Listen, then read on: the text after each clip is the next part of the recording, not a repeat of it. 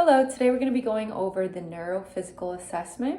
To begin, we're going to start by going over the cranial nerves, and there are 12 of them. So we'll start off 1 through 12. So the first one that we're going to test is cranial nerve number 1, the olfactory nerve. So that's going to dictate our sense of smell. So what you're going to do is have your patient close their eyes, and then you're going to hold something that's familiar. You don't want to make anything too challenging. All right, so I'm going to hold something in front of him, and I'm going to ask him to identify the smell. That's a peach. Exactly, this is a peach. So cranial nerve number 1 intact. Next, we're going to move on to our optic nerve, cranial nerve number 2. So this would be his visual acuity. So what we do is we'll grab the eye chart, the Schnellen eye chart, and then we would stand by him. We would have him keep his glasses on.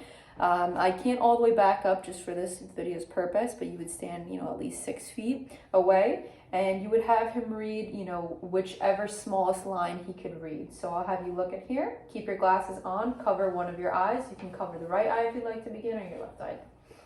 Okay, so with your left eye covered, read the smallest line that you can read. CFDHJ. Okay, so that's 2025. Can you read the smallest one? LFTPH. Okay, perfect. That's going to be 2020 in the right eye. Okay, can you cover the other one? Can you read the same line? LTFPH. Okay, perfect. So that's going to be 2020 in the left eye. Okay, perfect. So 2020 vision with his glasses, his corrective glasses on. The next thing that we can also go is checking over the ocular motor function of the eyes, right? So his ability to do the 6 cardinal gazes, his peripheral vision, and the configuration of the eyes. So that's going to be testing, our nerve number 3, 4, and 6. That's going to be the ocular motor. So we can hit all 3 of those cranial nerves at the same time. So what we're going to do is we're going to have the patient look ahead, stare at my finger, don't move your neck, only follow and trace with your eyes if you can. Okay, this is going to be the 6 cardinal gazes.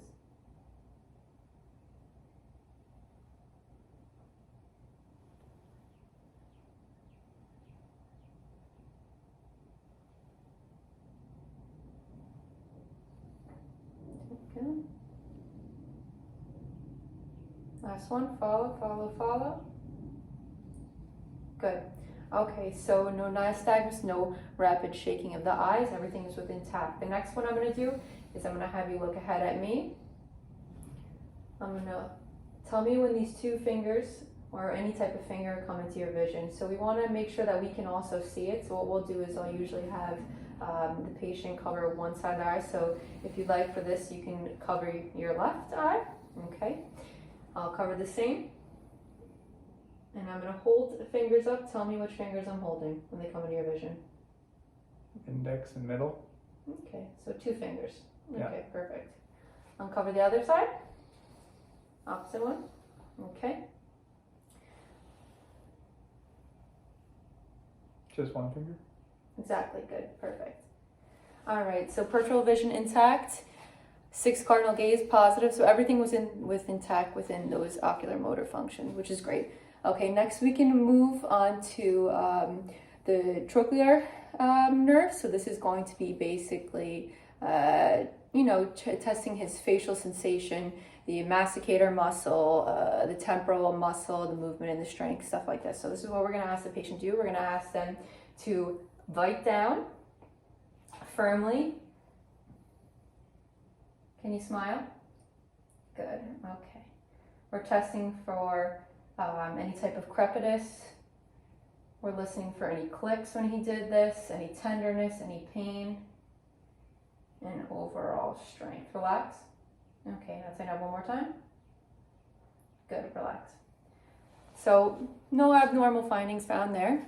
Next, we can move on to doing the facial nerve, so cranial nerve number 7. So this one, you can do a variety of different tests. So this can include asking the patient to smile, frown, open the eyes really wide, raise the eyebrows, okay, All right, stick your tongue out.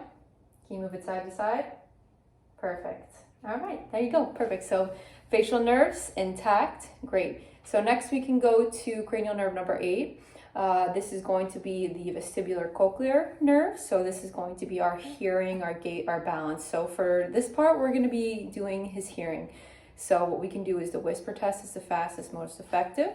So I'm going to have him occlude one ear. So occlude your left side. Okay, and I'm going to whisper a couple things. Tell me what I'm saying, okay? Apple, banana, orange. Okay, opposite side.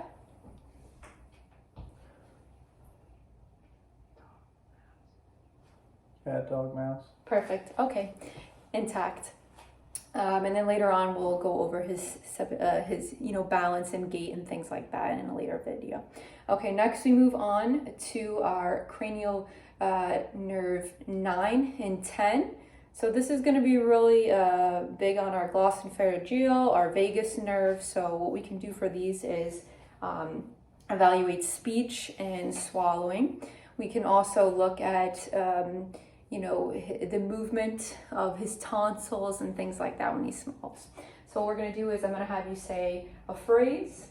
So can you say light, tight, dynamite? Light, tight, dynamite. Okay. Can you move your hand from there? Okay. Next thing I'm going to have you do is say ah.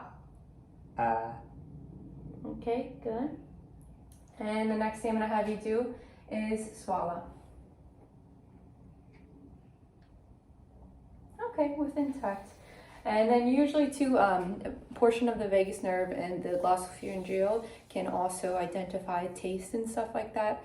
So what we can do is also have the patient taste something too, but we'll get into that a little bit later on.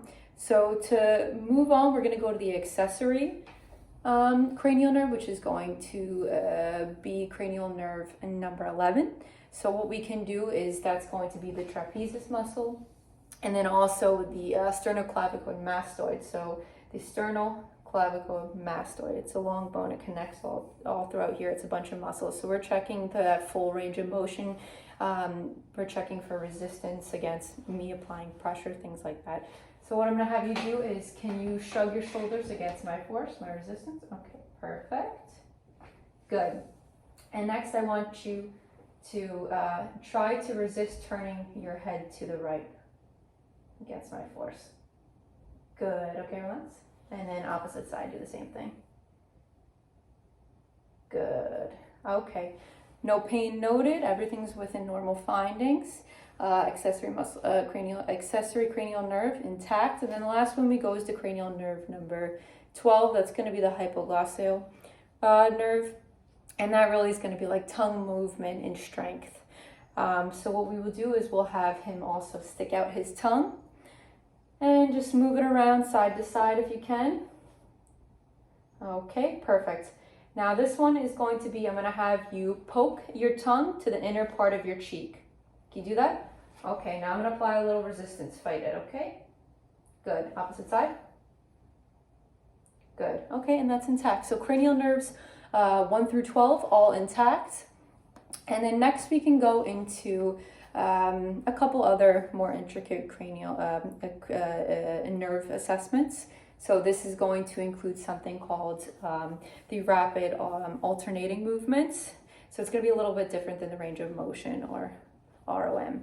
All right, so what I'm going to have you do is I'm going to have you take your thumb. I want you to touch your pinky, your ring finger, your middle finger, a long finger, and your index with both hands. As fast as you can do it.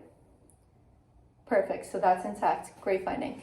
And then next we can do something called the heel to shin test. I don't know if we're going to be able to see it from here, but I'm going to do my best to show it. And that's basically where we would have a patient take his heel or her heel and then rub it against their shin. Okay, I'm going to move this camera down and we're going to do it in a seating position. Okay. Perfect. Opposite side. Perfect. Okay, all within normal findings. Let me set this camera back up.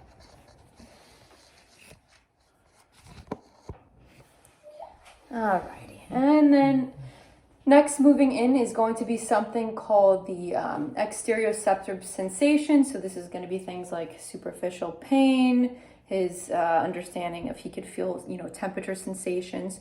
So we're going to move into the superficial pain first. So I'm going to have you close your eyes and hold these hands both out and just tell me when you could feel me touching, okay? Okay. No. Okay, good. So that's intact. Next, we can go into his ability to detect temperature changes. Okay? So have you still closed your eyes? And I'm going to put your hand, one of your hands, into something. Please identify what it is, what its temperature. Liquid, cold, something cold. Okay, good. Alrighty. The next thing we're going to go into is something called the proprioception. So we can do things like testing his ability to detect motion, where he is, his position, and vibratory. Okay? So I'm going to still ask you to close your eyes. And I'm going to take both your hands. If we can hold them up just so everyone can see. Okay. I'm just going to take your thumbs only. Let's relax these wrists. Good. Okay. What am I touching right now? My thumbs. Okay. Is your thumb up or down? Up. Okay. Up or down? Down. Okay, perfect. So that's going to be testing the motion, the position, and then last is going to be vibratory. So what we're going to do is we're going to take a tuning fork, eyes closed, and with our finger right between, we're going to ask him, when does it start? When does vibration Now. start? Okay, and then you identify when it ends, okay? Now. Okay, perfect.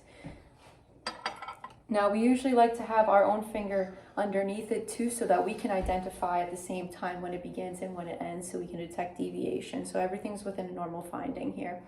Okay, next we can go into the cortical sensation. So that's going to be, first we're going to be testing his 2-point discrimination.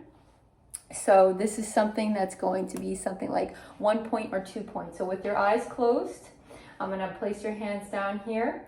And I want you to tell me if I am poking you once or twice when you feel it, okay? 1. 1. 1. Is it 1. okay? Twice. Twice. Okay, other hand. 1. Twice. Twice. 1. 1. 1.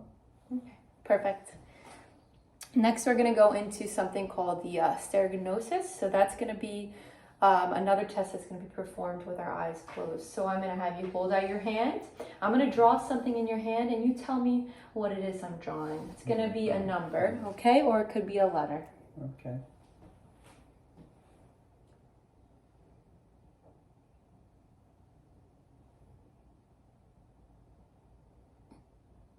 W. Yeah. Perfect. W. Other hand.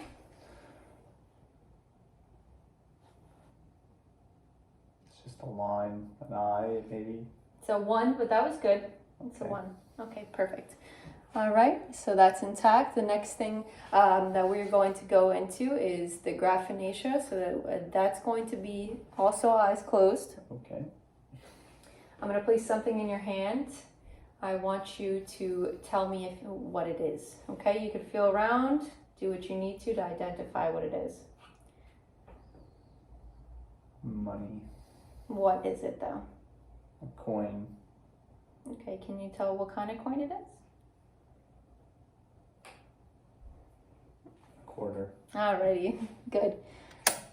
So we went over the 2-point discrimination, we went over graphinacia, and we went over stereognosis. So the next we're going to go into is extinction. So I'm going to take both your hands, And I want you to identify what I'm touching, okay? Wrists. Fingers.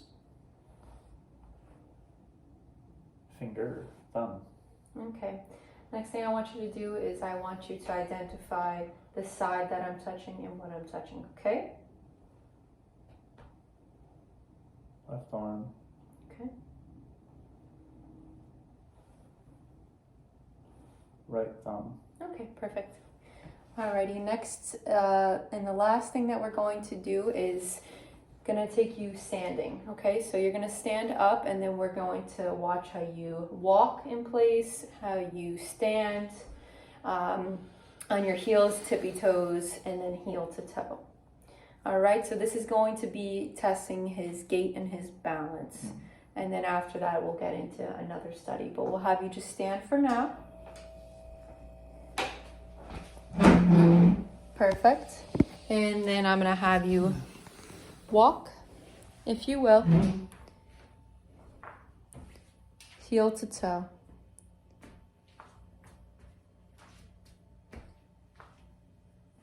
Perfect.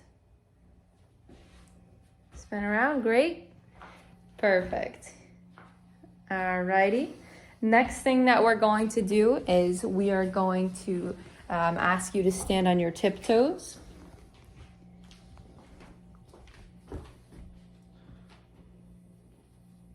Okay, can you stand on your heels? Good job. Sandals. It's a little hard with sandals, right? You might need to take those off so you don't fall. We don't want to fall on my hands. Alrighty, good enough. Really should be taking your shoes off. All right, next we're going to go into something called the Romberg sign. So what I'm going to have you do is stand right there, don't move anywhere. So what I'm going to have you do is I want you to hold your position. I want you to close your eyes. And I want you to hold your hands out. Now we're checking for any type of sway, any type of drift. Okay, good. Next thing that I want to do is also check the pronator drift, which is basically the same thing as the Romberg sign, where you're asking them to hold your arms out again and cross them like you're giving yourself a hug, eyes closed. And checking for any type of drift. We're making sure he's not losing his balance and falling over. So for this purpose, if you were doing it on an elderly person or you're doing it on a child, you might want to stand a little bit closer to them. But since I'm holding the phone recording, I can't do that. And that's going to conclude our neuro assessment. We went over our cranial nerves 1 through 12. We went over our rapid alternating movements, our exteroceptive sensations, our proprioception, our cortical sensations. And that will conclude it. Thank you very much.